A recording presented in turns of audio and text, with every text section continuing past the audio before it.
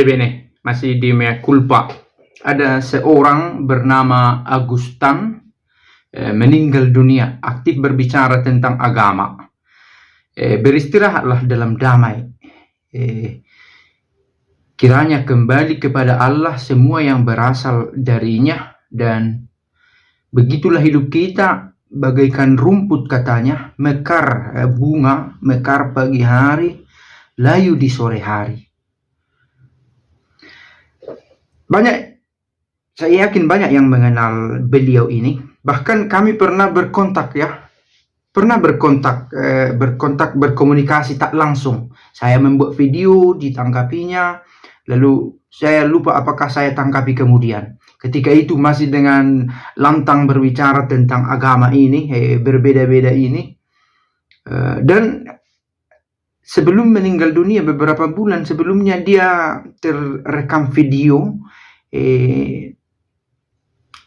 melakukan satu tindakan begitulah terhadap kitab suci, dan banyak orang mengaitkan ini, kematiannya ini yang baru saja terjadi dengan peristiwa tindakannya terhadap kitab suci Kristen ini.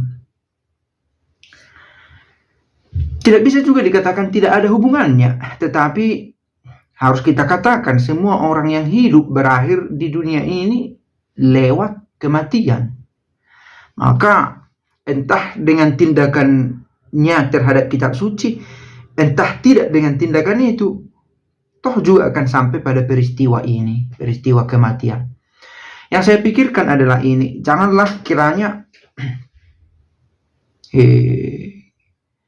ini menjadi dasar untuk orang-orang yang aktif mengikuti debat agama ini lebih menyombongkan hidup beragamanya dan merendahkan yang lain. Tapi dari sudut pandang yang berbeda, mudah-mudahan kita lihat, ternyata iman itu berpengaruh dalam kehidupan kita, tentu. Tetapi persoalannya adalah, yang istimewa di sini adalah bahwa kita menemukan satu tanda. Begitulah. Bagaimana hidup itu, kualitas hidup itu dipengaruhi oleh cara beriman kita.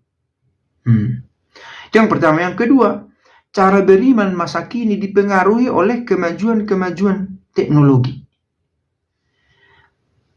Terjadi, saya alami sendiri, ketika orang menyampaikan permintaannya, tuntutannya, idenya di media sosial tentang iman, dituntun para pemuka agamanya untuk mengatakan ini atau untuk tidak mengatakan ini. Apa contohnya? Baru-baru ini misalnya saya buat video tentang pastor yang hadir dalam acara orang penyuka anjing itu. Kita seolah-olah dituntut untuk mengikuti keinginan penonton ini, menyampaikan pesan-pesan yang dia pikirkan. Harus kamu katakan salah atau benar. Nah, muncul beberapa kali. Harus dengan hati-hati juga, karena begitulah orang menulis komentar sesuka hatinya, Dan saya yakin bagaimana tindak tanduk orang yang membuat video itu dipengaruhi juga oleh komentar-komentar ini. Saya mengalami sendiri. Nah, kembali ke diri sendiri, kesanggupan untuk membuat filtrasi. Saya ikuti ke ini, saya tanggapi ke ini, supaya jangan akhirnya menjadi lari jalur. Dan saya yakin mengapa sampai almarhum ini bertindak demikian di video-video sebelumnya. Itu dipengaruhi oleh komentar-komentar, sugesti-sugesti yang disampaikan oleh penontonnya.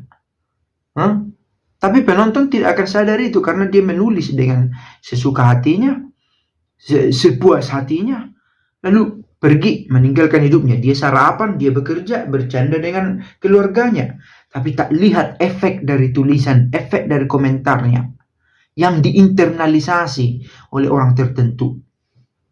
Ada orang makin heboh, makin ganas dia, makin hebat dia memberikan tanggapan-tanggapan, seruan-seruan, karena dipanas-panasi, dipicu oleh komentar-komentar ini. Gaya beriman kita berubah. Isi iman tetap hal yang sama, tetapi gaya, cara pendekatan itu berbeda. Banyak faktor lain, iklan lah, cuan katanya, biar banyak penonton, keterkenalan, kuasa, otoritas, macam-macam. Mudah-mudahan Bapak Ibu yang menonton video ini menemukan ide yang saya maksudkan. Bagaimana seorang pemuka agama dalam hal ini disetir oleh pengikutnya sendiri, pengikut atau kelompoknya sendiri, disetir oleh komentarnya yang terkesan sederhana tetapi masuk ke pikiran, memengaruhi pribadi yang tampil itu, pemuka itu, dan mengubah alur berpikirnya. Ini yang saya pikir perlu kita hindari, hal-hal yang buruk yang mungkin muncul dari komentar-komentar kita. Tentang hal ini saya bisa bicara karena pengalaman sendiri ya. Orang sesuka hati menulisnya. Tak peduli agamanya, karena Katolik pun banyak begitu. Sesama Kristen begitu. Ada Katolik tahu yang berbicara ini pastor, tapi karena tak sesuai dengan pikirannya, asik dia dengan itu, karena dia di rumahnya, di dapurnya, di WC-nya menulis komentar. Toh saya tidak dikenalnya, saya tak kenal dia meskipun dia pastor saya, bla bla bla bla bla bla.